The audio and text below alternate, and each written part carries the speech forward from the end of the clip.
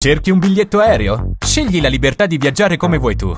Prendi il Volo offre un servizio speciale per Dakar. Voli Neos, con partenze da Malpensa, Bergamo, Roma e Verona.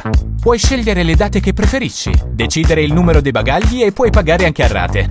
Inoltre possiamo offrirti anche altre compagnie aeree come Air Senegal, TAP Air Portugal, Royal Air Maroc e tante altre.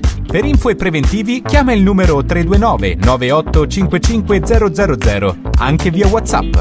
Comprendi il Volo, puoi acquistare il tuo biglietto aereo in modo facile e veloce per un viaggio sicuro e conveniente. Prendi il Volo, scegli la libertà di viaggiare come vuoi tu.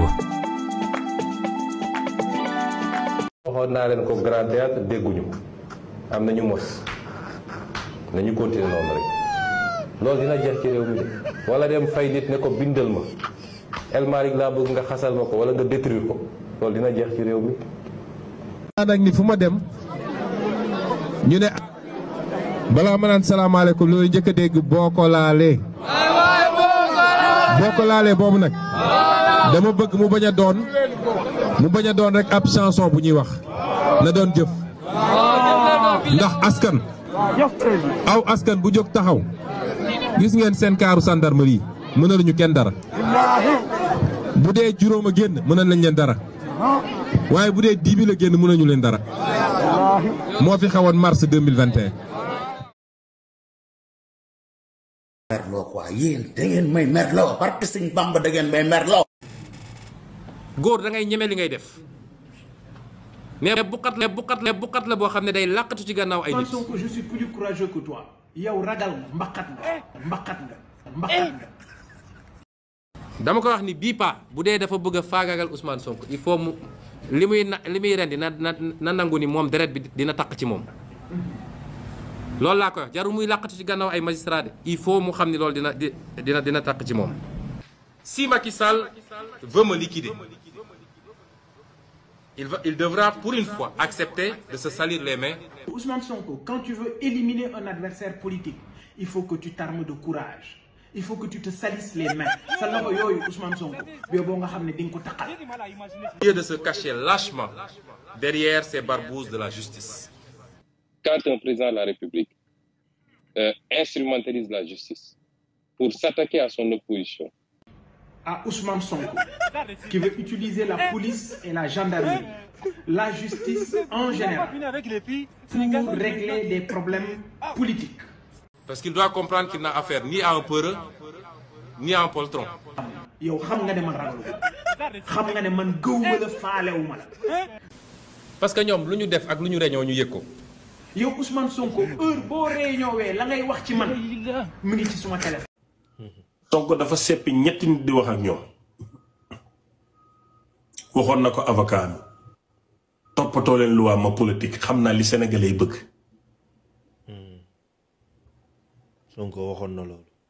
billahi wallahi tallahi maa toog ak avocat bu tudd maître Babacar Cissé muy suma avocat ci biir bureau 2e cabinet juge Mamadou Seck avocat Sonko bi taxaw. maître Babacar Cissé na ko waa seen nit ki du ngeen wax ak moom mu ne ko dañuy wax ba sonn nee na ñun neen toppatoo lu waa moom mu politique xam na sénégalais xam nga lu doon politique am ñi ñàkk la jël ak ñi mere Macky Sall ñuy ñaar xam nga ñetteel bi ñan la ñi innocent xamul dara. saa su nekk mu tiir ci Macky Sall ak mboolem ko ànd ak moom Mansour Faye Marème Faye Macky Sall Mame Mbaye Niang képp ku jege Macky Sall ci xol rek Sonko tiiree na sur yow même boo defee lu baax même bu ngeen amoon kóllëre ñi ñàkk bët bu set mu gëm loolu ne ñàkk gi ngeen ñàkk li yàlla wax ne maay wërsëgal ñëpp du dëgg de liy dëgg mooy nguur gi leen jiite ñoo amul yërmande envers yéen ñoo leen fonkul ñoo leen toppatoowul ndax am neen zircon am neen or am neen gaz am neen pétrole am nañu ay income yoo xam ne ci taxe ak douane buñ ko toppatoo woon seen ñàkk gi du mel nii du yàlla ñii la su ko defee ñi ñàkk naan kon essence bi Alioune Sall jaay na ko ba am ci 400 000 Frank Timis BP kon or baa ngi dem nii nar yaa ngi ko jël ñun ñu toog ñu indi nag beneen influence mooy nguur gi ñoo lëkkaloog sëriñ si teraanga sëriñ si nguur gi leen ko jox bu nguur gi defee lu bon sëriñ sa leen di jàppale taalibe yi mere sëriñ si ba sëriñ Muntaxa fal maire ñu dóor ko 80,000 carte balance na ko Mbàkke duñu la weddi waaye defuñ le ci yoonu mu ngi dooraa maanaam balaa yi moo ëpp ki sëriñ bi fal parce que dañu gëm ne sëriñ bi nekkul di wax dëgg nekkul di def dëgg day ànd ak ministre yi ñu ñuy manipuler comme ñun doomi baadoole sant ñu Mbàkke amuñ ci barke bi yow fi nga joxoon duñ fa joxoon moo tax Amadou Ba ñëw diggee ci ndoxi Touba bi jox sëriñ bi cër bi moom nekk taalibe yi ne patt toog di xoole Sonko ñëwul ñu ne ko noo jarul ñëw fii ñoo la koy gérer Sonko nuyu siwul sëriñ bi waxut ko programme am dugalul ko ci ñu ne ko yaa tey toogal rek ñun Touba yi ñoo fi dëkk élection yi jot ñu gañee Amadou Ba 80,000 voix Amadou Ba am 8,000 ñoom ñu am 88,000 voix ci biir diggi Touba.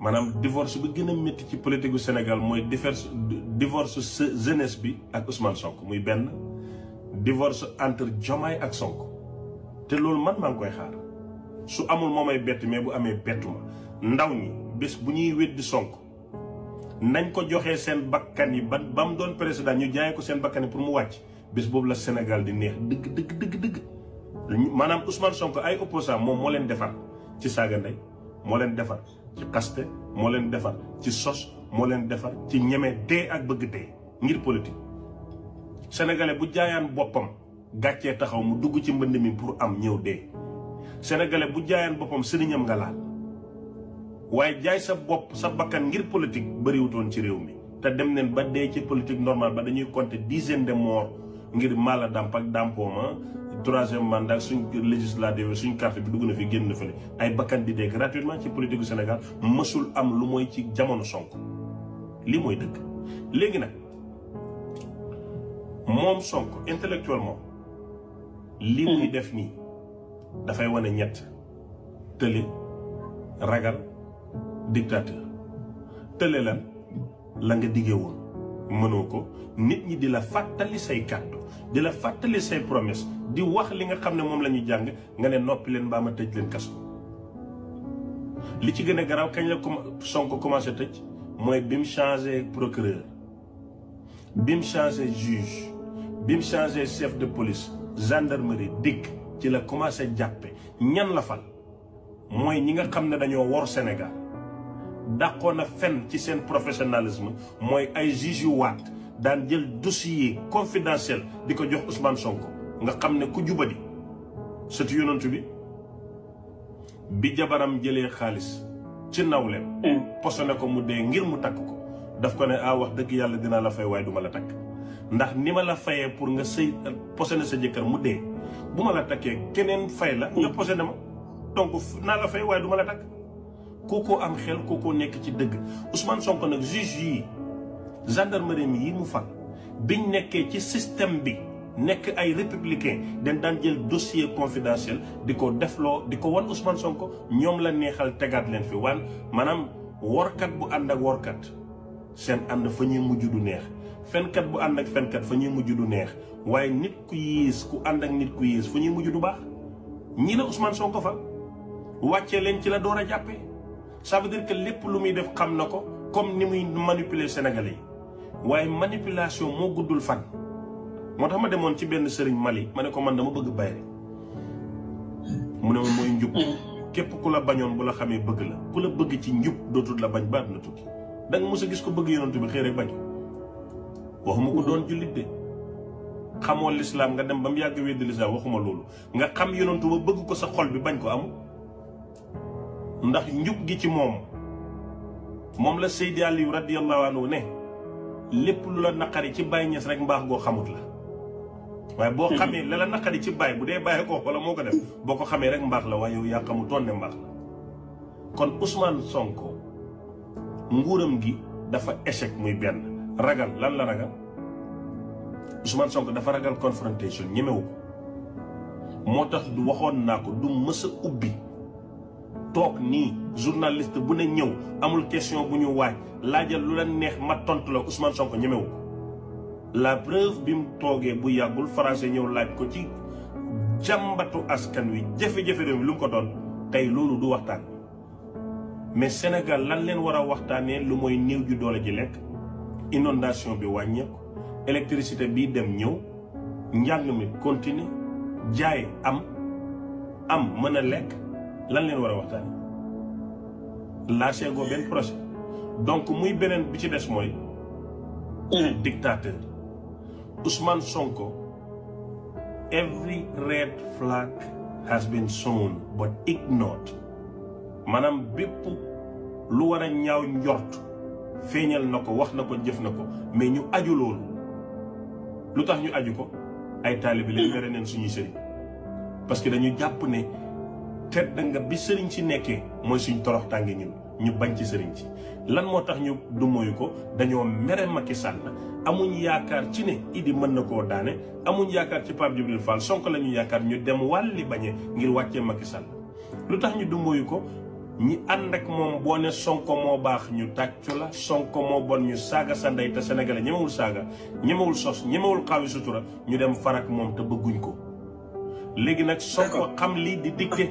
bul fàtte ne toogoon na fi ne groupe WhatsApp bi ñu nekk te mu créé ko ku ci waxul lu ko neexul mu génneel moo leen génne sénégalais na ko yaa tey bul fàtte ne woote na Mortal Kombat ñu ne ko yow yaa tey bul fàtte ne toog na en tant que kilifa ci télé ñëpp di ko seetaan mu ne Adji Sarr comme dàngin bu AVC xas na mbindeefum yàlla xas na jigéen ci kilifa ak ni jigéen amee cër ñu nangul ko ba jigéen ñi di toppandoor Adji Sarr nan ko dàngin bu fanaan donc dictateur la Sonko dictateur d'accord palais bii Bassirou Diomaye Faye nekk France ñoo ko gën a xam Sénégal est-ce que dégg nga baax li ma la waxantuuma de tey li Bassirou Diomaye Faye reere yére bi mu sol li mu lekk jabaram yére bi mu sol France xam na ko waxuma la sax contrôle satellitaire yi parce que loolu c'est trop loin France xam na ko wala lan déedéet non déedéet c'est comme ça satellite yi arrosé Sénégal yëpp France ko moom dispositif de sécurité yi yooyu Sénégal yëpp France ko moom c'est aussi bête que ça xam nga France boobu réew mi nga dëkk moo ko tracé France boobu plan wu Sénégal tey bu am guerre amoon évacuation France moo la ko gën a xam France boobu xaalis bi ngay jëfandikoo moo koy fabriqué France boobu képp ku lay lebal ci at muy effet France bu la meree FMI mere la France bu la meree Banque mondiale mere la France bu la meree coopération française moom kenn waxatu ko. France bu la meree États-Unis mere la xam nga tax États-Unis du la mere. oui parce que États-Unis dafa soxla France dans le cadre du conseil de sécurité de l'ONU.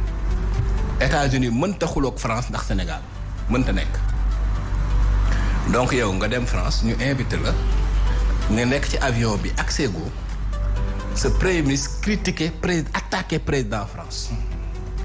loolu dafa bokkul sax ci civilisation pour man dafa bokkul sax ci xam nga nit aussi diggante nit ak nit y a des dafa am yoo xam ni ça relève de l'élégance primaire dafa dul sax civilisation da dul yaru pare nga jël te yëpp Ousmane Sonko boo ko def de jël koo xam ni vice ministre la Russie nga invité ko Sénégal ci contexte bi ñu nekk nii tey nga gis États-Unis ak Russie fi ñu toll États-Unis génn ci yow toog di la xool États-Unis génn ci yow mooy ay Banque mondiale ak FMI moom oublie nga pare loolu Maroc mi nga xam ni c'est un partenaire stratégique du Sénégal aujourd'hui moo wax la benn affaire am na attentat yu bari yoo xam ni fii Sénégal buñ ko déjoué renseignement marocain moo tax bi ñuy laal ay Mali ay Burkina fa attentat yu bari yoo xam ne buñ ko déjoué coopération renseignement Maroc moo tax nga nommé koo xam ni nee na roi Maroc góor jigéen la papaam góor jigéen la moom franc-maçon la papaam franc-maçon la dégg nga wax bi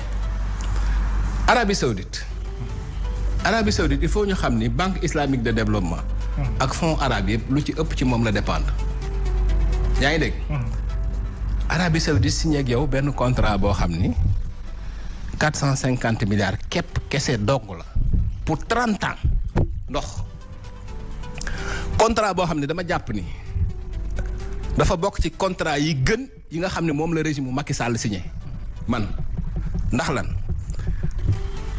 ndoxu géej gi la ñuy jël di ko def ndox mu neex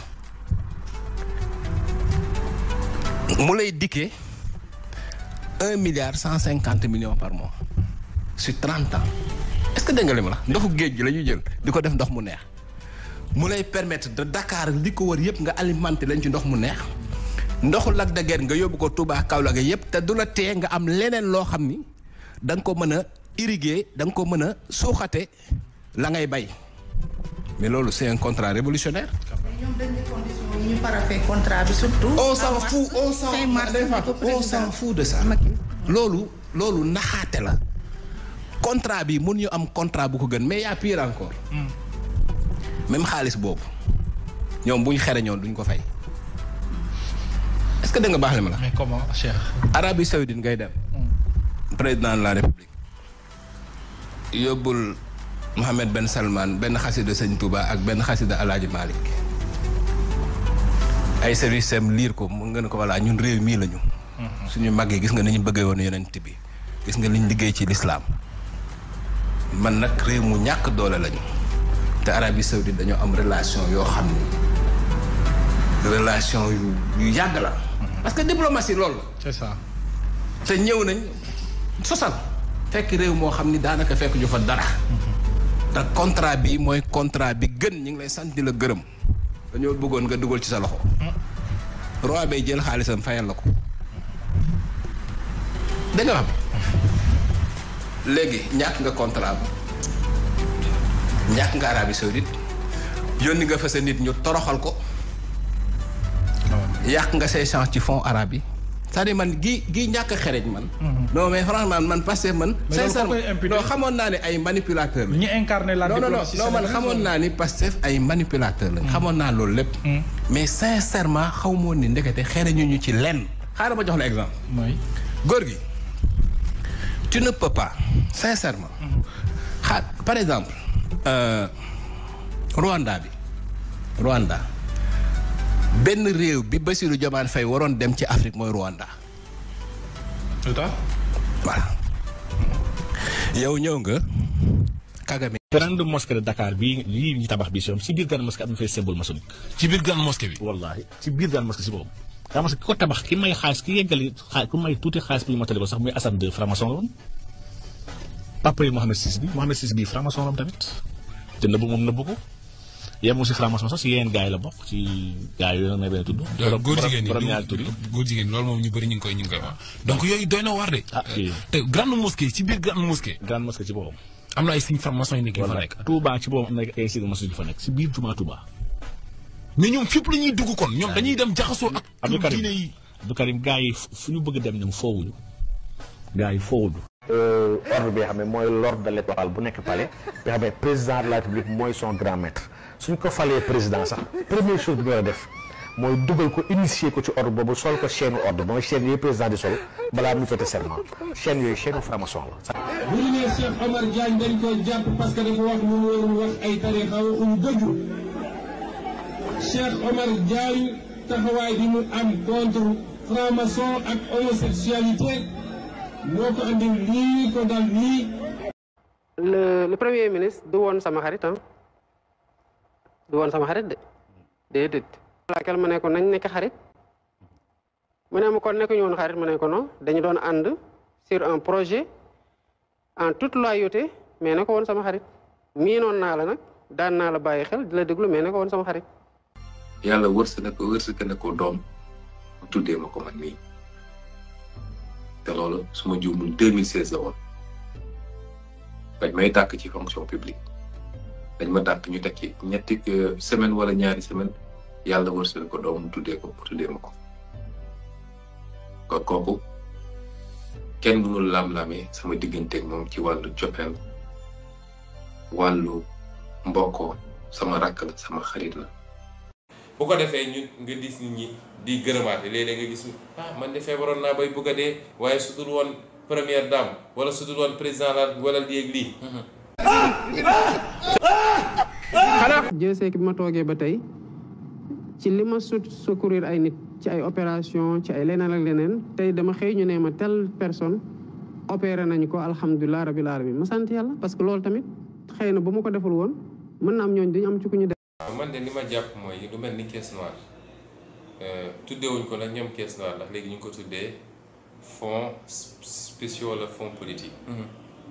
pour man lu araam la. moo tax si suñu réforme ñu proposé bokk na ci première réforme bi ñu proposé il faut supprimer ces caisses là. fonds politique yi day continuer kenn du ko supprimer. non dañu waxoon ne dañuy dindi fonds politique yi remplacer ko par des fonds secrets yoo xam ne dañ ciy waxtaan mu am au moins 2, 3, 4 personnes yoo xamante ne nañ xam de quoi il s'agit ak fan la dem mais ci lañ ciy def généralement ci ay actions yu ñu koy destiné dëkk bu ne am ko du loo xamante ne mën na nekk dans la place publique malheureusement.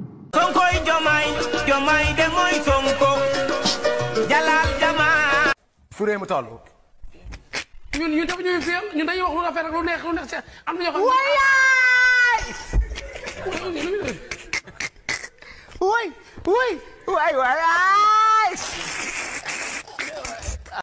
loolu ci ay programme ay débat d'idées contradictoire ñëpp toog xam fan la dëgg gi féete ndax nag dama koy wax weddi dafa yomb lool ci réew mi léegi te doo ci jëlee gàcce waaye nag lu fi waay wax rek dañ koy tegaat kon Ousmane sas nga sa bopp tey ba nga ñëwee ci épreuve bii. il faut ñu limiter les pouvoirs du président rek bokk na ci ñi ñu koy limiter aussi mooy fonds politique Pape Alé 8 milliards nga jël ko jox ko benn nit ne ko woteel nañ la ko Cour des comptes du la contrôler Conseil d'État du la contrôler OFNAC du la woo su la neexee nga dugal ko ci benn néeg sotti ci pétrole taal ci loo xam ne suñu lempo la ñun ñëpp amoo benn compte boo ciy rendre bu ko defee mu teg léeg-léeg nga dégg militant Guédiawaye ñëw nañ jox na leen 40 millions ci loo xam ne jaaykatu gerte bi day liggéey ba ngoon sonn dem dugg ci boutique bi jënd almet ñu ne ko fay nga impôt 18% ñu dajale loolu yóbbu ko assemblée jël ci 8 milliards jox Macky Sall mu koy pasar pasari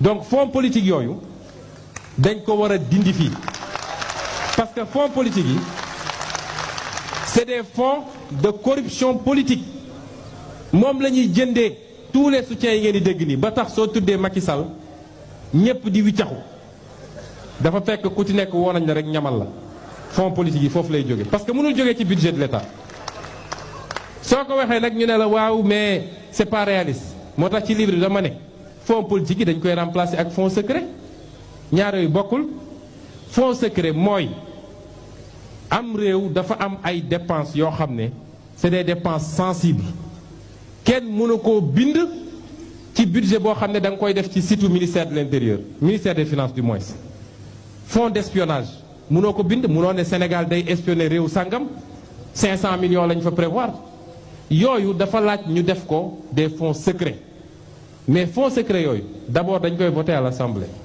bu ñu paree c'est des fonds yoo xam ne dañ koy contrôler proposé na une commission mixte boo xam ne dina am 2 députés de l'opposition 2 députés de la majorité présidé par un magistrat de la Cour des comptes qui prête serment ñoom ñooy dem vérifier la régularité des dépenses qui ont été faites sur ces fonds politiques mais dans une démocratie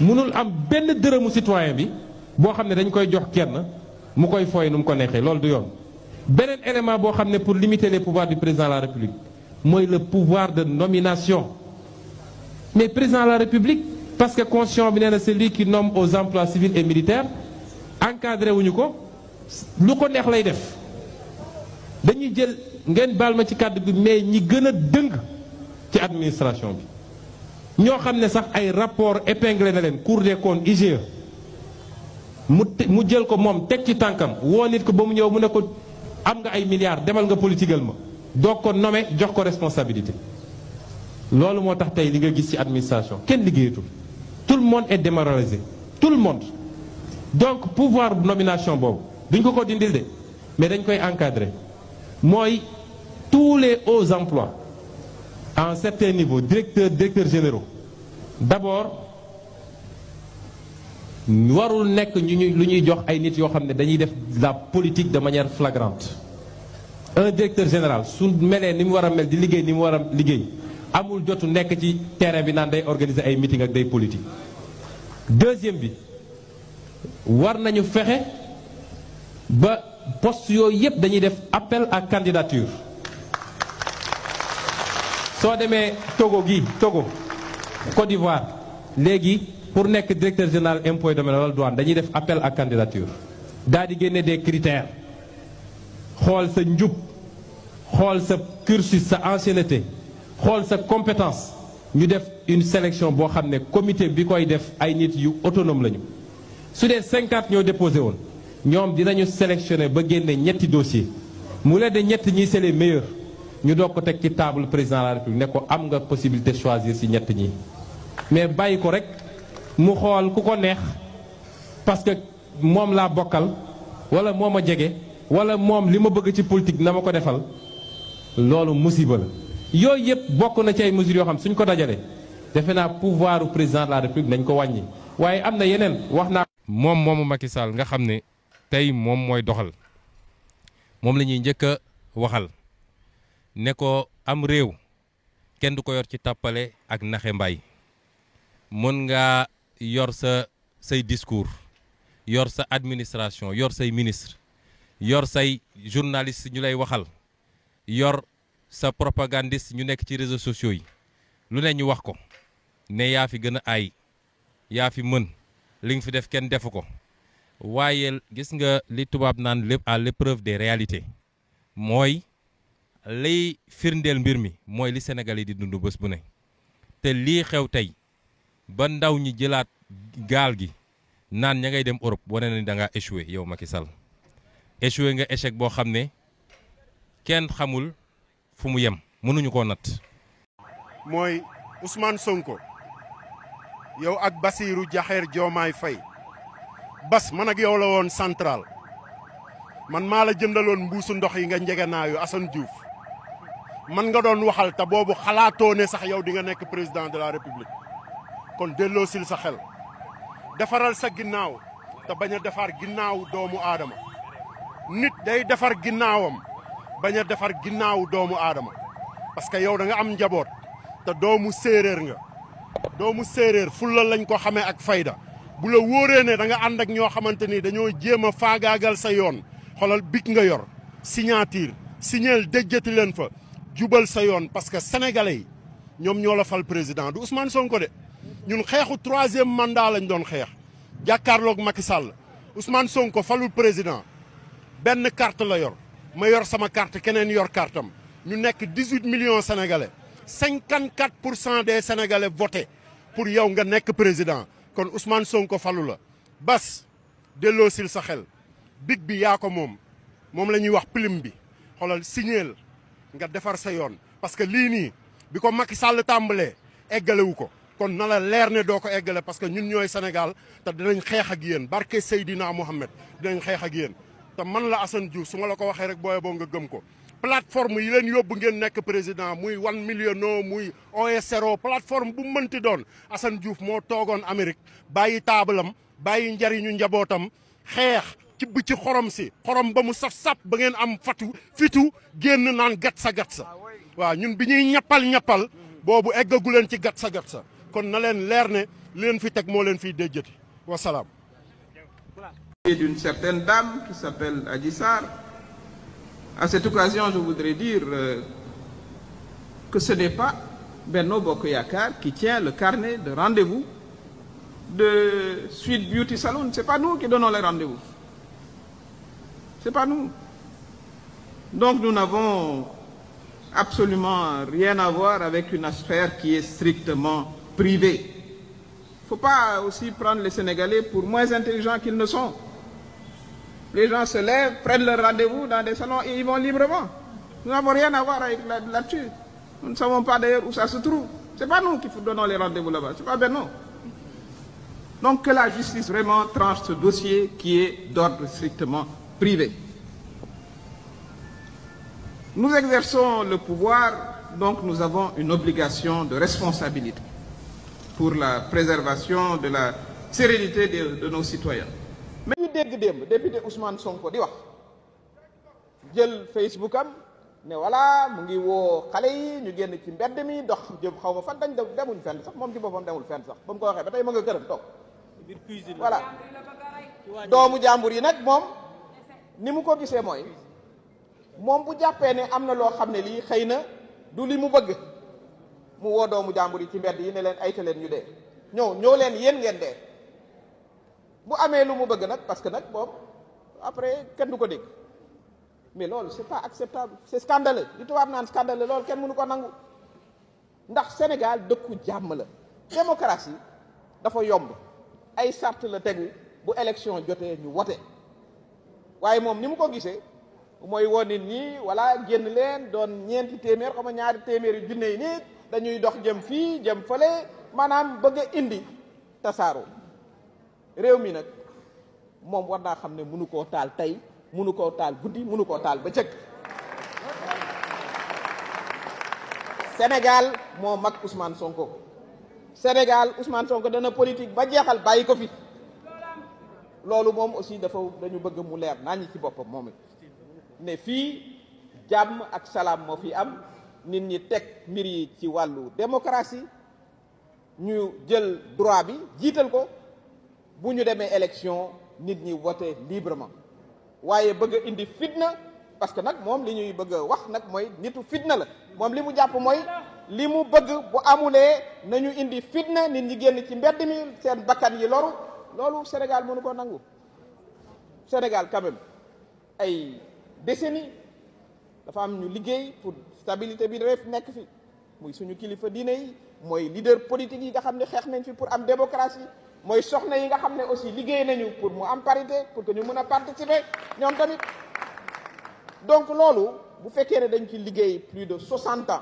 62 ans bi Sénégal nekkee Sénégal ba léegi benn nit maanaam moom mënta tas Sénégal mënta tas Sénégal il faut aussi que jeunesse bi ñu comprendre loolu ndax ñoom lay woo toujours jeunesse bi muy woo nag bu ngeen xoolee seen liste yi ñoom newuñ ci de defuñu ay jeunes ci seen liste gis nañ sax ñoom seen i xëccoo ñiy bàyyi ñiy gedd et cetera waaye moom bu fekkee ne am na lu mu soxla rek mu ne jeunesse bi bàyyi leen seen i atelier bàyyi leen seen i voilà seen njàng bàyyi leen seen salon de coiffure fekk leen ma ci mbedd bi waaw loolu c'est inacceptable parce que nag ku Sénégal ñor la lay njëkk a ñor mooy stabilité ak jàmm surtout bu ñu xamee Sénégal environnement bi mu nekk jàmm jooju li koy indi mooy démocratie bi ñu topp waaye nag ne ci talibé yi menacé te lii muy wax nag mu xam ne tiitalul kenn kooku moom loolu moom it bu ko xamoon dana ci noppalu amul kenn ku mu mën a tiital wala ku mu mën a xoqatal amul parce que nag fii aussi c'est un pays de droit waaye nag militant yi toog fii te ne ci Sénégal yépp kenn ñàkku ci fayda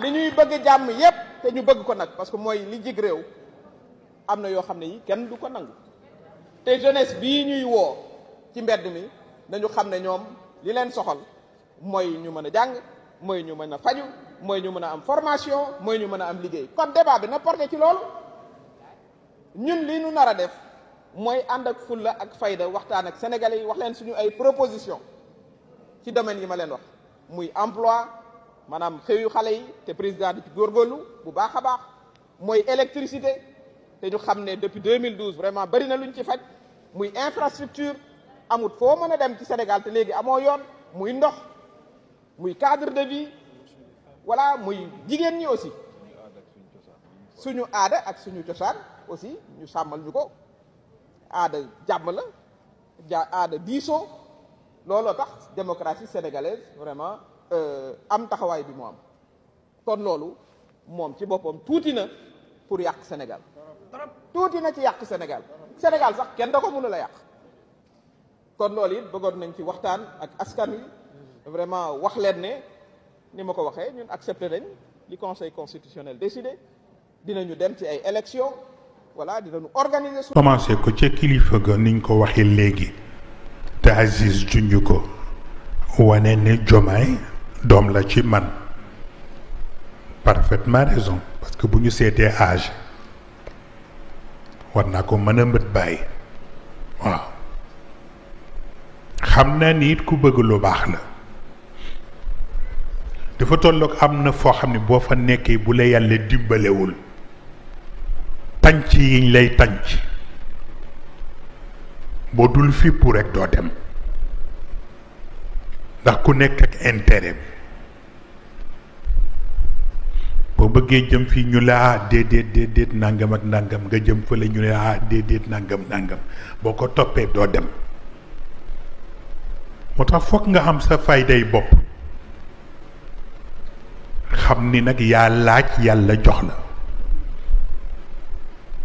kon amatuloo affaire ak kenn yàlla nga amal. ñi ngi ci mbënd bi daaw ci néga si ñun ñëpp demoon nañ ci mbënd bi man ren dama am gàcce demaat ci mbënd mi ñu joxoon fi engagement bu ne tey ay famille entière gi tëmb si ndox mi am na yoo xam boo ko gisee da ngay tém bool sax doo mun a lekk ndax yërëm ñooñu nit ndax mun na nekk ci condition yooyu jamono jooju ana président de la république Sénégal est-ce que amati na président ñemewul génn sax wax ma mu dem fa de waaye ñemewul génn sax def déclaration massawu ñooñu waaye mi ngi yéeg ci avion bi mu jël ko escorté ñu koy jëlal ay selfie xam nga loolu mooy narge sax le peuple jamono joo xam ne tey njëg yi amul produit booy jël te njëg gi yokkuwul ba sénégalais amatuñu lu ñu lekk mbir mi métti na ana président de la république. ni xam nga ñi naan par exemple état en ruine lañ fi fekk. Aujourd'hui nous avons trouvé un état en ruine. Fed mënta gën a màgg loolu état bu nërmeelu boo ko amee doo ñëw ñu jox la 450 milliards ci eurobond jox la 60 milliards ci marché de l'UEMOA xam nga lo c'est-à-dire que pour mën a leb du ko nekk mën a leb boo jekkul doo mën a leb maanaam état bu jekk la fi Macky Sall bàyyi moo tax ñii mën a leb Pastef ñoo daa xam manipuler ci àdduna comme li wax la ma fàtte 26 comme ni mu ko décrire ci livre bi maanaam xeetu politicien la boo xam ne moom manipulation moo ko bu doon manipulation rek Sénégal tey dañ naan moo dàq États-Unis ndax ñoom manipulation lañ mën a maanaam jël dëgg def ko fen jël fen def ko dëgg loolu moom histoire politique Sénégal ba mu sosoo ba léegi homo Pastef 26 moo ci mën mais koom-koom moom loo mën a manipuler koom-koom moom liy dugg ci biiru nit ñi la yaa ngi dégg courant bi tàkk la maanaam lu ñuy teg loxo la est-ce que xam nga tey képp ku ni dëkk bi mettiwul rek mooy ci Pastef nga bokk ñu nommé la nga jël say loxo teg ko ci ñaari ci keesu réew mi xaaral comme ni ko FMI waxee lii fi ne bu soppeekuwul fii ak fan yu néew fii ak weer yu néew musiba naaru laay dina FMI en juin def nañ rapport en juin ils ont fait un rapport boobu na dem nit ñi liir ko la fa nekk FMI 12 ans Macky Sall amul benn rapport bu critique buñ ma parce que 12 ans de croissance la ñu am Sénégal bu Covid 19 amul woon en 2020 aujourd'hui rythme bi premier septennat Macky Sall yoroon bu continuer woon aujourd'hui àgg nañ émergence wala jege nañ ko c'est-à-dire 12 ans Macky Sall dafay 12 ans yoo xam ni réew mi dafa dox sur le plan économique. mais à quel prix. agrégat yëpp defal naa non dette indicateur de performance économique la xam nga loolu ñu bari amuñu xam-xam. duñu lebal ku ne. L'économie a ralenti au premier semestre 2024. Les perspectives demeurent difficiles pour le reste de l'année. Des prédictions du Fonds monétaire international à l'issue d'une visite effectuée au Sénégal. Le point avec Daniel Diouf. Selon la mission du FMI, l'économie sénégalaise a enregistré une croissance plus lente que prévue au cours du premier semestre de 2024. La croissance du PIB réel s'est établie à 2,3% au premier trimestre et les indicateurs de conjoncture suggèrent un ralentissement similaire au deuxième trimestre. Ce ralentissement reflète une activité plus faible dans les secteurs des mines, de la construction et de l'agro-industriel, puis dans une moindre mesure dans le secteur primaire. L'inflation globale a ralenti pour atteindre une moyenne de 2,2% au premier semestre de l'année, sous l'effet de la baisse des prix internationaux des matières premières et d'une demande intérieure modérée.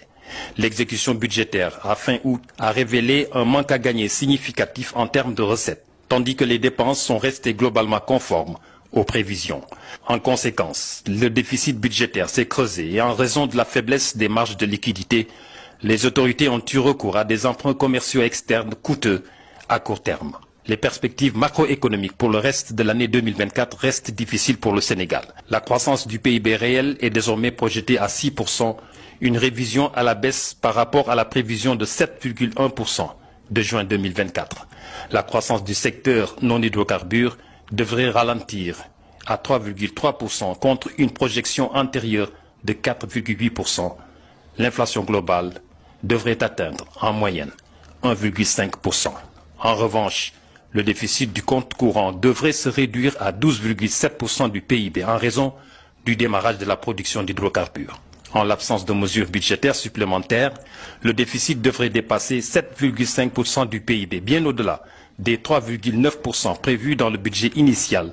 Et pour cause, la baisse des recettes et l'augmentation des dépenses en subventions énergétiques et en paiement d'intérêts. Par conséquent, la dette de l'administration centrale devrait rester supérieure aux critères de convergence de l'UEMOA fixés à 70%. En l'absence de mesures supplémentaires, atteindre l'objectif de déficit de l'UEMOA à 3% du PIB en 2025 prendrait plus de temps que prévu initialement. Dans ce contexte, les autorités sont encouragées à mettre en œuvre des mesures fortes. Elles devraient aller...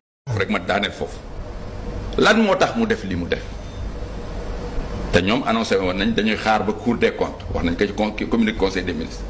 génne rapport am ñu ñëw ci lii mais déjà le 7 sax mënu ko xaar le 7 du mois d'octobre nga xam ni document boobu ñuy génne normalement l'état des lieux war nañ nag et maa ngi fàttali mais état des lieux d'un état du rek déficit budgétaire du endettement. du xëy na une transaction qui suppose être assez frauduleuse au niveau des finances publiques mais un état des lieux c'est d'abord l'ensemble des agrégats et des indicateurs économiques y compris les indicateurs sur l'emploi indicateurs sur immigration clandestine indicateurs sur le niveau d'activité dans le pays indicateurs sur le niveau de chômage dans ce pays indicateurs sur le niveau de fermeture des entreprises indicateurs sur le niveau de la baisse des ressources publiques, etc., etc. Un état des lieux est presque une photographie de la situation de l'économie à un moment historique déterminé. Mais loolu yëpp def ko kon nag li mu doon def mooy li nga xam ne rek moom la ko yàlla mën loo xam nga mooy lan mooy propagande te propagande technique communication la boo xam ni da ngay jël loo xam ni et dafa dese nekk dëgg wala demul na nga ko bëggee nga bëgg ci technique de communication di forcer nit ñi di leen matraquer ba ñu loolu dul dëgg wala xëy na arrangé wu la nga fexe ba mu arrangé la te defe naa ni am na dëkk yoo xam ni ñoo spécialisé woon ci loolu muy certains pays du bloc de l'Est moo tax grand philosophe boobu ñuy wax Raymond Aron dafa daan wax l'empire du goulag ou l'empire du mensonge maanaam mooy dëkk boo xam ne nit ñi amuñ liberté waaye day dëkk boo xam ni et li laal communication gouvernement bi yëpp mooy soppi li nga xam ne réellement moo am ci dëkk bi gis nga finalement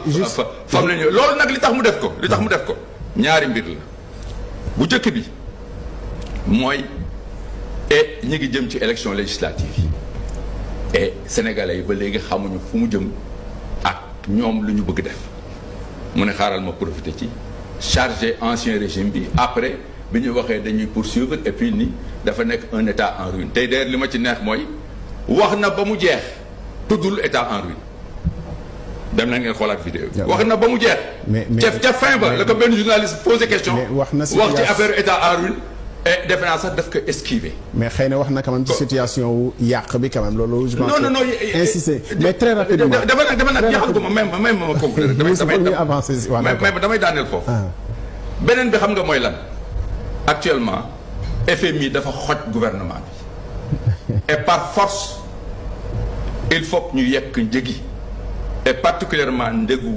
courant ak njëgu énergie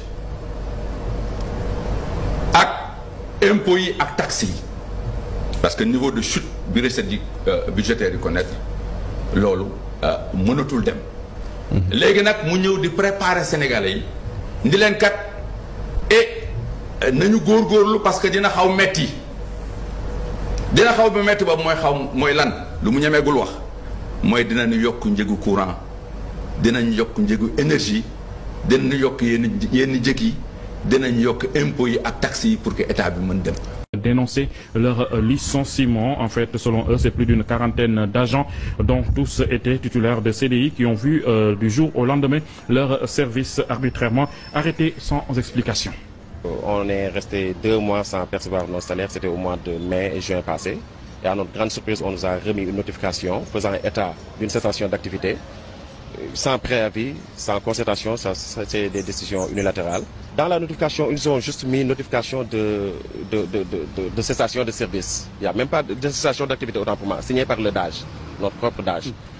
On ne peut pas comprendre qu'au moment de recruter, c'est le ministre lui-même qui a fait son opposition, sa signature, et au moment de nous demander de suspendre nos activités au sein du ministère, c'est le DAGE qui... Vous voyez un peu cette embrouillamini-là qui ne s'explique pas. On s'est rendu compte qu'on a affaire à des gens qui ne veulent pas comprendre et que nous sommes tous pratiquement des pères de famille, nous sommes des mères de famille, c'est des soutiens de famille qui sont là, qui ne demandent absolument rien. Nous sommes dans nos...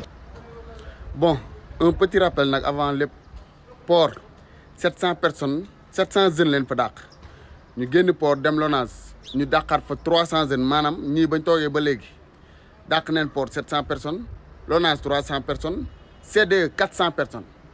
Le pire nag mooy li nga xam ne mosuñ koo gis mooy ay jeunes yu am ay borom kër des pères de famille des mères de famille yu am ay CDI ci ministre de l'énergie ñu dàq leen 40 personnes 40 CDI la Birame Souleye Diop dàq.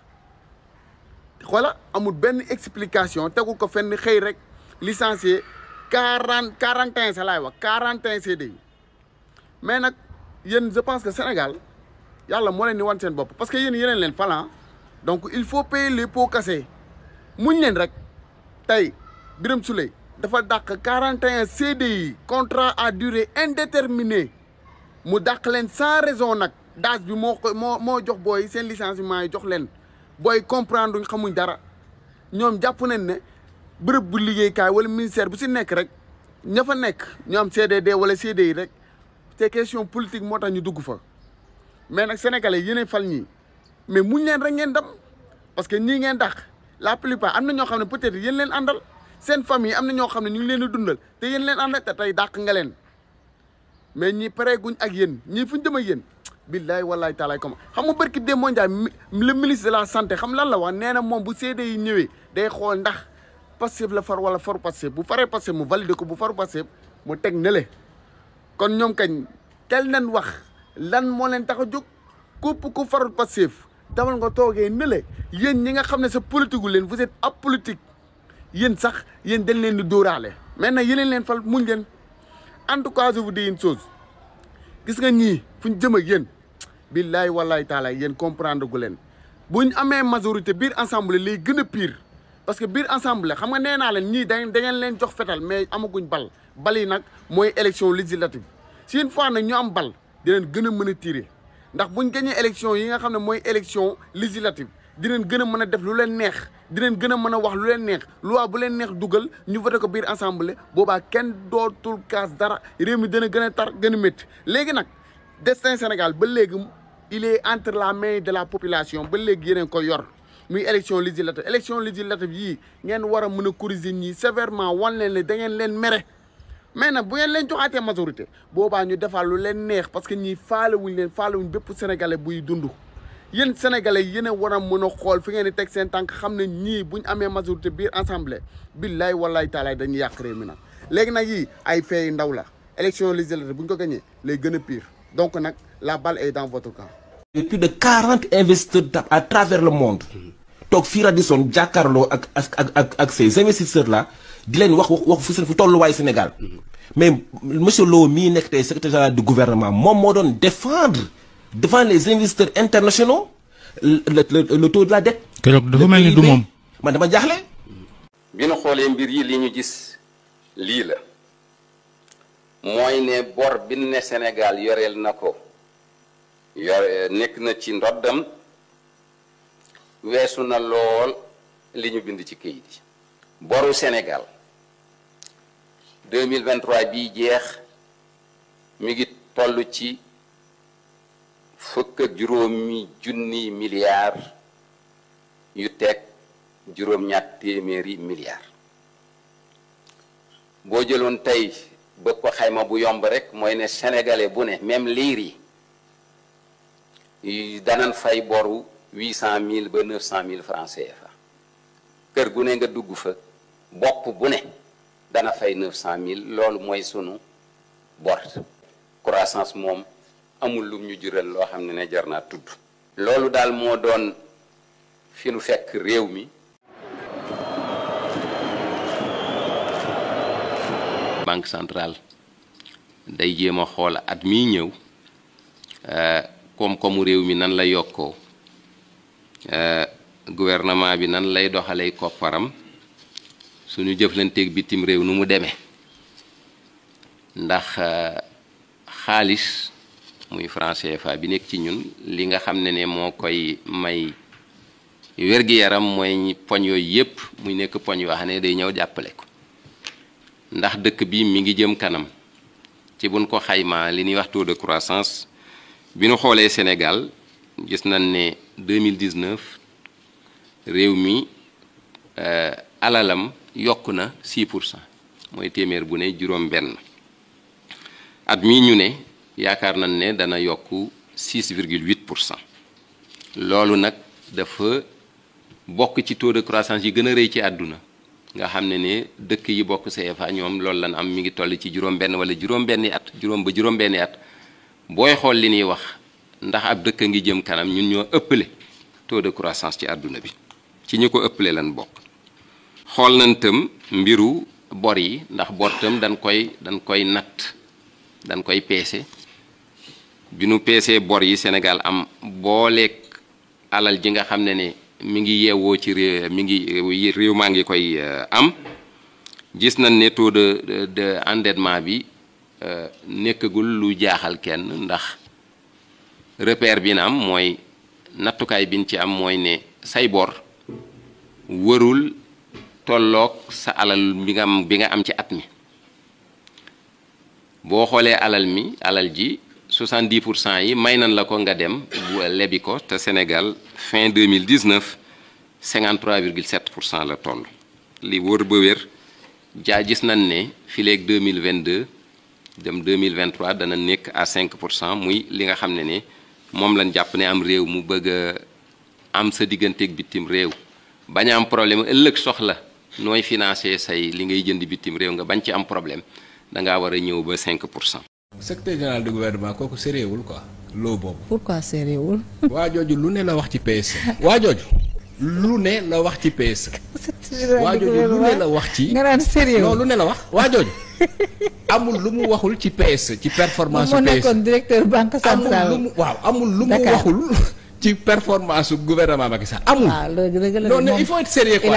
il a défendu le PSE sur toutes les plateformes. nit ñi sonal nit ñi guddeeg bëccëg il participait aux réunions même. nguur gi jeex ñu nommé la nga ñëw di wax n'importe quoi. il faut que les gens soient sérieux à toutes les réunions. d'abord waa jooju sérieuxul.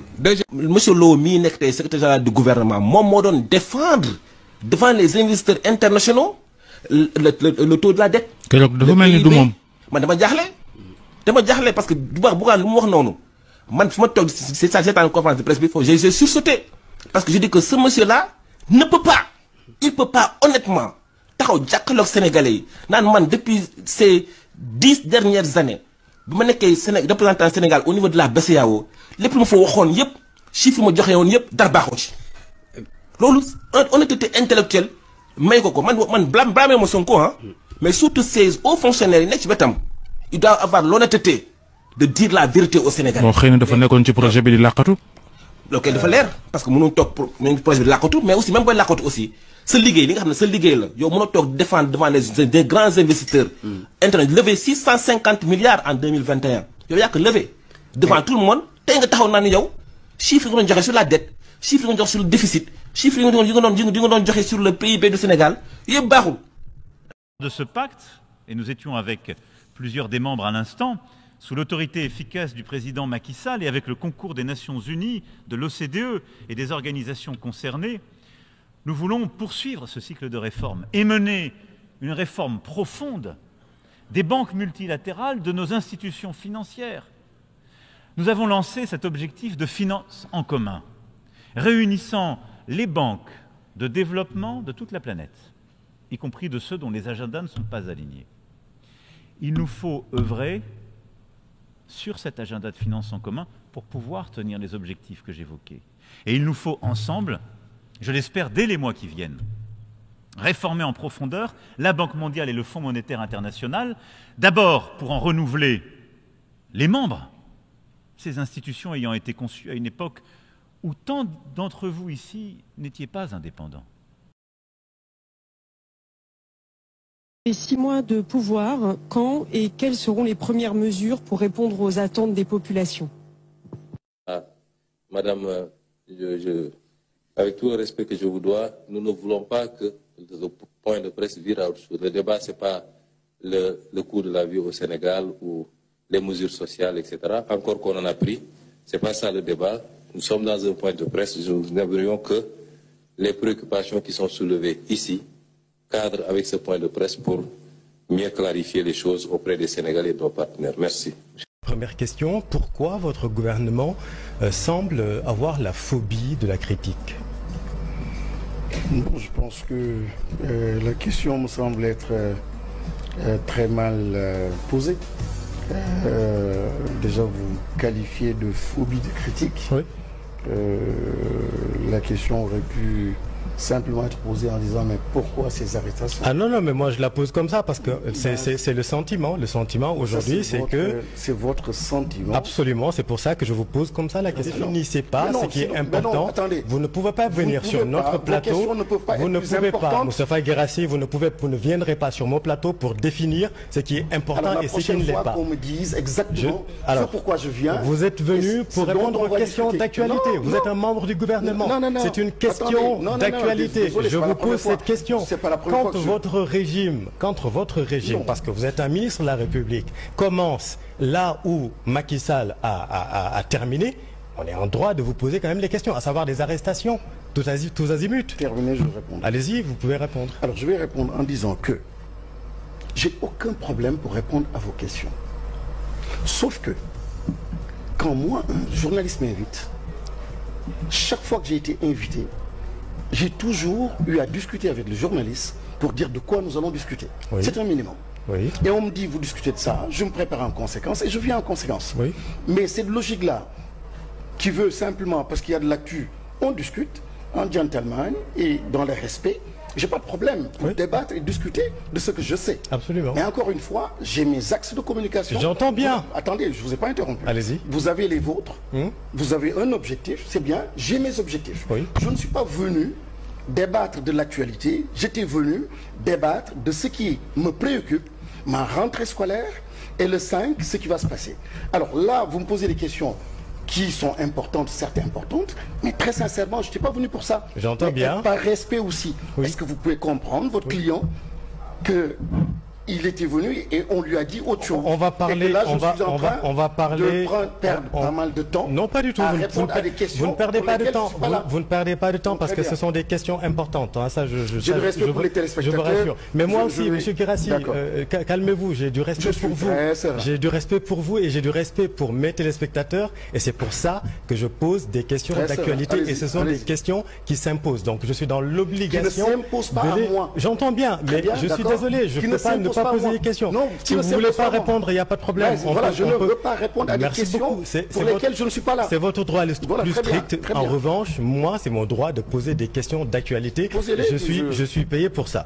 On va parler de la rentrée scolaire, si vous le voulez, Monsieur le Ministre. Pourquoi l'arrêté invitant les établissements scolaires à conformer leur règlement intérieur aux dispositions de la Constitution n'a pas été publié? On l'attendait avant le 27 septembre. Le Premier ministre. Sortez-moi la déclaration du Premier ministre a parlé d'écoles étrangères. Oui. Donc on lui demande quels sont les... C'est quoi le lien avec le laïcat? École étrangère et laïcat, c'est quoi le lien? Parce que à la suite, encore une fois, je me répète, je suis très clair. Non, vous n'êtes pas clair. Je suis très clair, Moustapha Guirassy. C'est déjà biaisé, c'est à la déjà orienté. suite, on va se calmer, Moustapha Guirassy, on va se calmer. À la suite du Conseil interministériel de préparation, le Conseil national du laïcat a regretté la persistance dans l'erreur du chef du gouvernement, en l'occurrence M. Ousmane Sonko. Ah mais absolument, mais parce que c'est écrit à considérer les écoles privées catholiques comme des écoles étrangères. Je vous pose la question en tant que ministre de l'Éducation nationale. Quelles sont les écoles étrangères? Parce que le Premier ministre, c'est lui qui a utilisé ce terme. Ah si. Sortez-moi la déclaration. Absolument. Vous pouvez aller vérifier, les téléspectateurs qui nous regardent peuvent vérifier.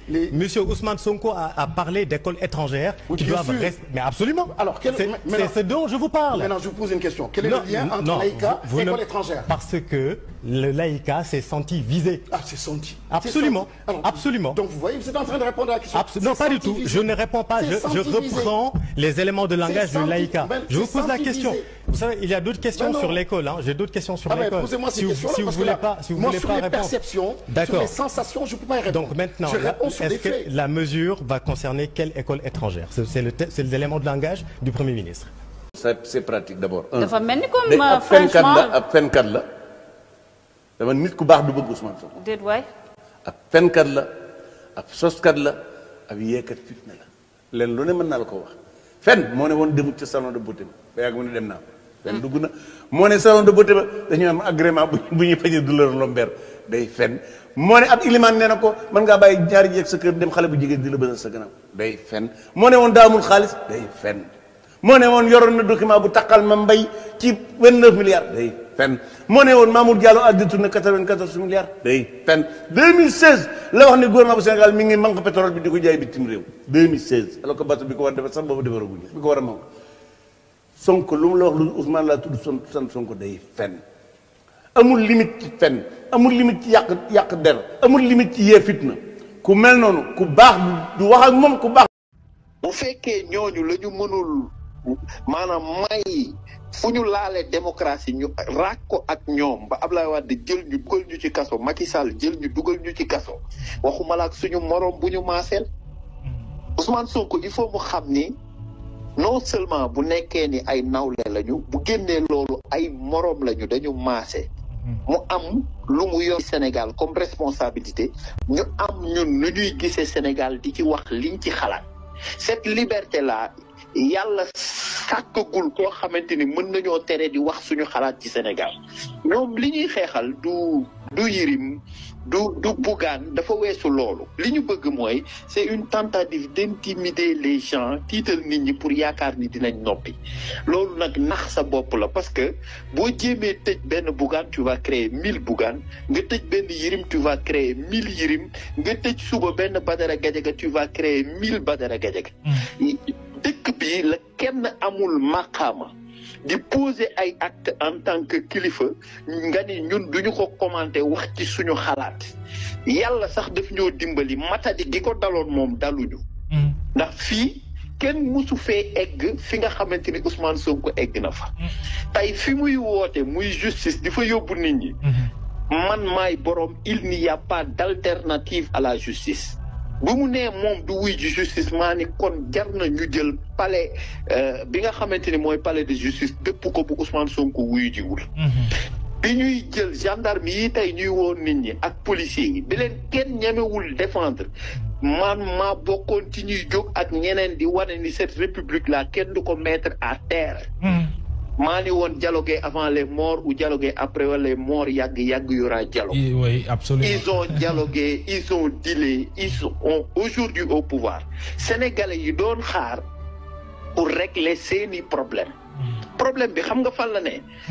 balaa ñu naan chiffre tel ak chiffre tel Sénégalais yi ñoo constaté seeni biir ak seeni poste que Sénégal doxul wax naa la ko Mohamed keroog. ñuy dund jafe-jafe yu metti nee naa la FMI yëgaluñu ko ñun ñoo ko yëg ci suñuy cin yëg ko ci soxna si bu demee marché yëg ko ci woyofal bi bu yuuxu yëg ko ci leneen ak leneen ñu xam ni dëkk bi metti na xaaruñu FMI pour xam loolu. donc ñun chiffres yi dañ koy dund d'abord balaa moo doon ay croissance ak ay dette ak ay encours de la dette ak ces choses trop techniques yi nga xam ni askan bi sax du comprendre li askan bi comprendre comprendre mooy dañu leen fal pour ñu régler problème mu askan bi ni ñu woon livre bu toute solution la Ousmane Sonko bindoon xaatim ko jàkkaarloog sénégalais yi.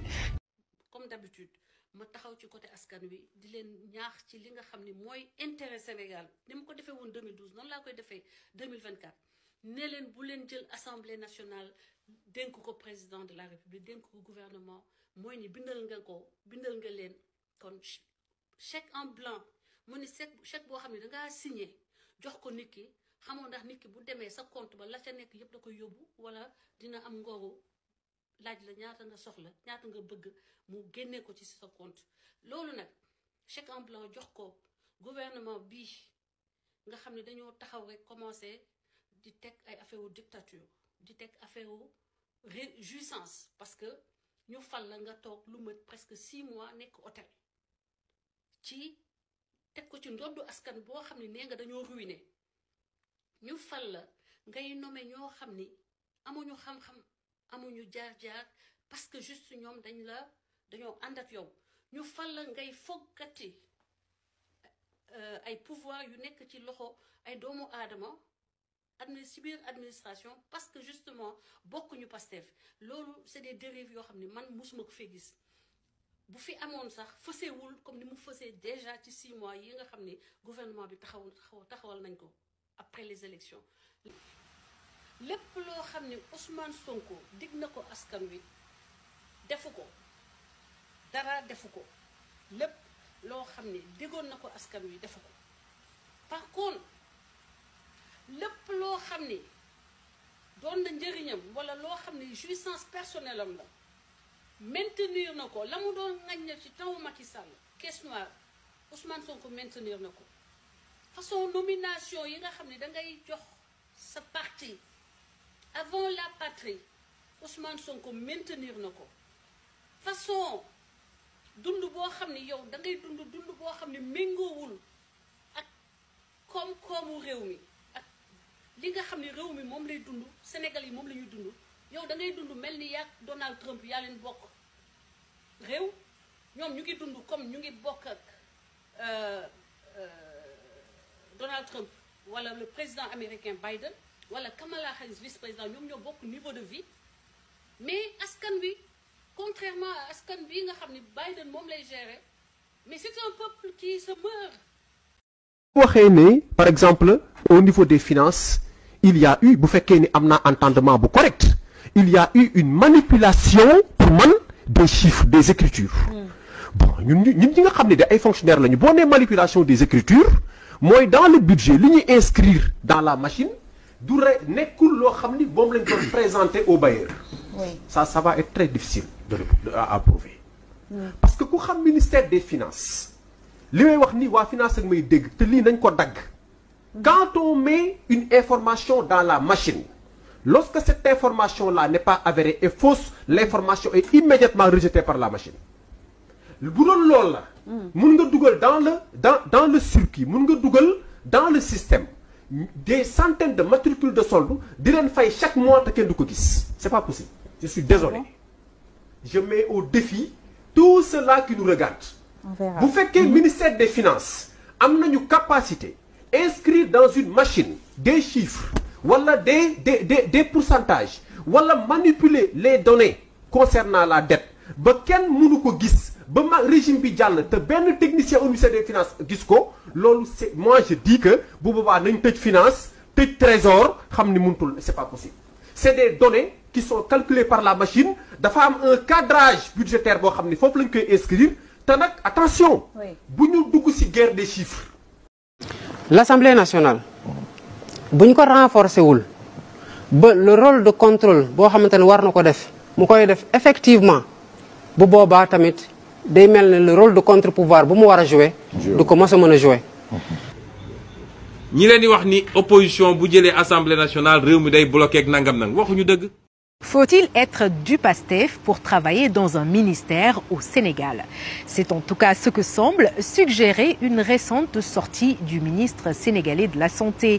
En effet, Dr Ibrahima Sy a laissé entendre que dans le recrutement d'agents au ministère de la Santé, qu'il écartait tout CV dont le propriétaire n'est pas membre du parti PASTEF, le parti au pouvoir au Sénégal. Vous savez, personne ne peut forcer personne en matière de politique. Le secret, c'est juste avoir une stratégie politique avec une démarche qui peut séduire les personnes afin qu'elles acceptent de nous suivre et partager notre vision. Mais ce n'est pas pour placer les personnes au devant. Et ça, j'accorde une importance capitale au niveau de mon ministère parce que à chaque fois que je reçois des CV, la première des choses que je fais, c'est de vérifier si le candidat est du PASTEF ou pas. Parce que ma priorité, ce sont les gens du PASTEF. A déclaré le ministre en Pulaar. Des propos qui ont provoqué la colère des internautes. Après la publication de cette vidéo qui est devenue virale, le ministre de la Santé, Ibrahima Sy, qui est accusé de clientélisme politique, de discrimination et est fortement critiqué.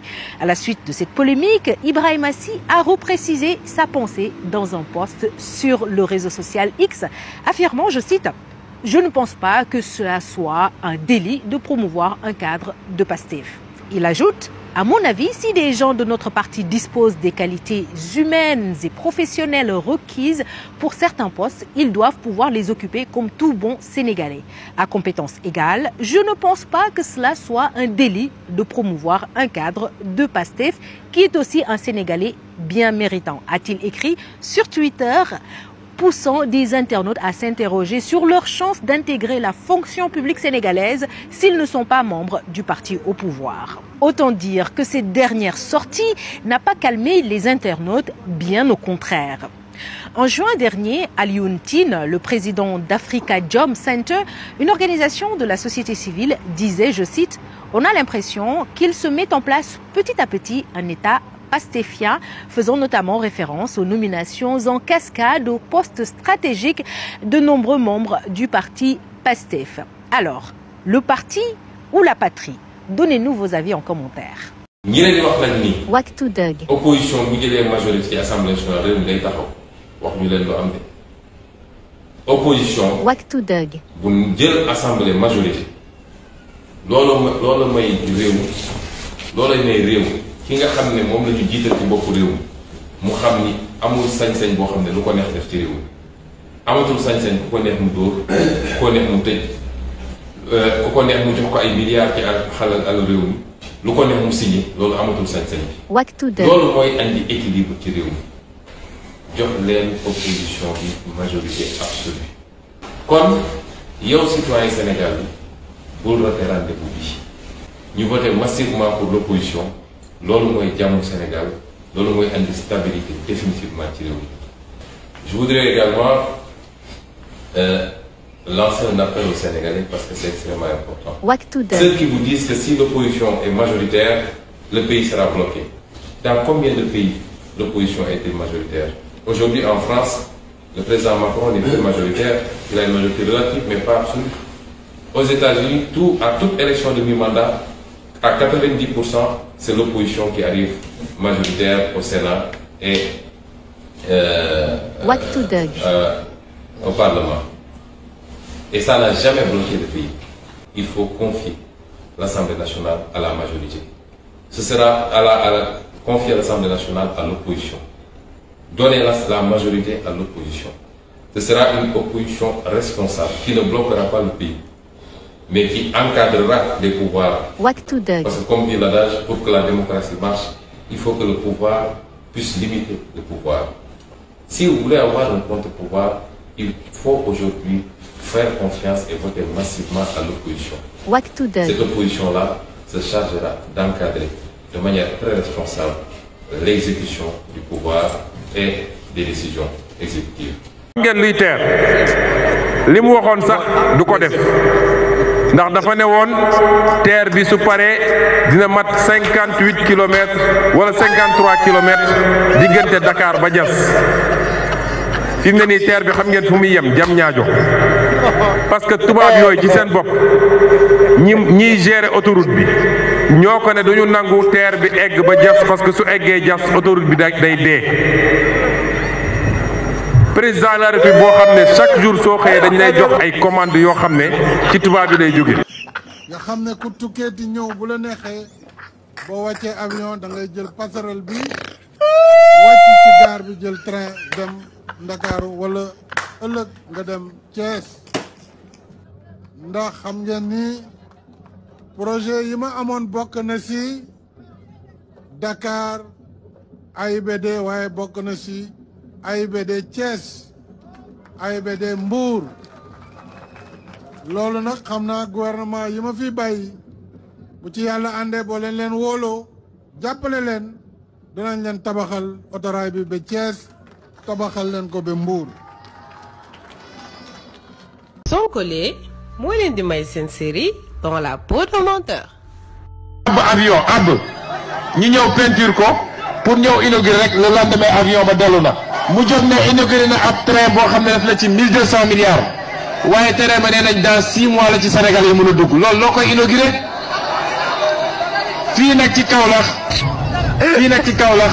nee na inauguré na université du Sine Saloum daf leen di nax nee na inauguré na ko ak ñetti bloc benn bi nekk fii beneen ba nekk Fatick beneen ba nekk Kaffrine dama ne la keroog 2016 bi ñu fa tegee première pierre ba léegi bâtiment taxaw fa amul dara luñ fa tabax ay bâtiment lay dem loué jël xale yi sacrifié leen amul campus pédagogique amul amphithéâtre amul fenn fu ñu jàngee waaye bëgg a nax askan wi moo tax mu dem ne inauguré na ko gis nga université boobu bañ ko commencé léegi jox nañ ko ñaari entrepreneur nanguwaat ko parce que ñooñu nee nañu mënuñu def université bi ci condition yooyu moo wax leen ni amul dara lu am surtout vous les jeunes université boobu ci mandat Macky Sall bii bu ngeen gisee université bu taxaw fii ci Saloum su ma leen nee Sonko la sant weddi leen ma. yow koy sant too Sonko lii nga sant déglul. Sonkolé moo leen di may seen série dans la peau d'un menteur. waaye mi ngi yéeg ci avion bi mu jëndee 60 milliards ay chasseurs suisses di ko escorter ñu koy jëlal ay selfie xam nga loolu mooy narguer sax le peuple jamono joo xam ne tey njëg yi amul produit booy jël te njëg gi yokkuwul ba sénégalais amatuñu lu ñu lekk mbir mi métti na.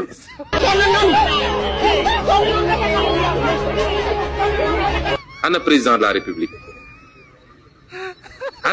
de la république est-ce que réew mi amati na président. bu dee météo mun nañ ci def appel à candidature ak chef de quartier mais leneen lu dul loolu kenn du ci def appel à candidature.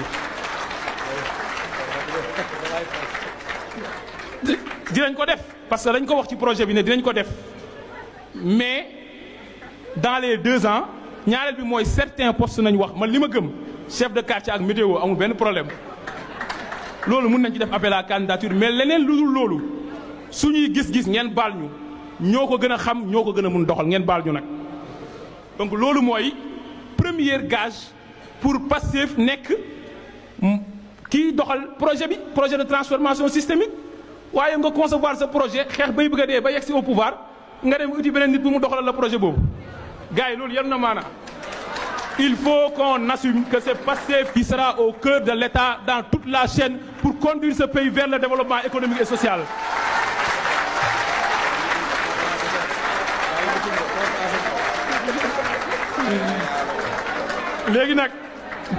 léegi nag jàpp naa ni lii tant que réglé wuñu ko dëkk yi mënul bouger fenn su fi defoon ay milliards et milliards du avancé mooy discipline mooy yar une éducation tout à fait te lii nag man dama ci am xalaat bi nga xam naa su ma ko waxee naan dama dof waaye wax dëgg yàlla allez-y professeur man dama gëm ne il nous faut une dictature sérieuse et citoyenne et patriote une dictature patriote bi nga xam ne wax dëgg yàlla ñi koy opéré waruñu faale dara waruñu gëm kenn waruñu topp kenn ñu woowee kilifa diine duñu faale loolu yëpp absolument rien il faut ñu teg foog nga comprendre projet bi parce que projet bi nag fal président Ousmane Sonko étape la ci mais li ko tax a jug mooy soppi xar kanamu Sénégal su ngeen bëggee xam projet Pastef dem leen ci statut parti bi article 5 wala ci préambule bi di ngeen gis lan moo tax a jug Pastef xam nga lan la waxoon naa ko Pikine dama ko fi waxaat mooy jëlee jaam ñi ci jaamu seen moromu jaam yóbbu leen ci jaamu yàlla point final.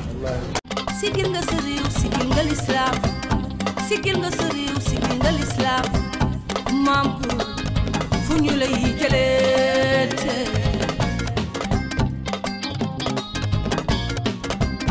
sigil nga l'islam sigil nga sa réew sigil nga l'islam sigil nga sa réew ma buur fu ñu lay jëlee.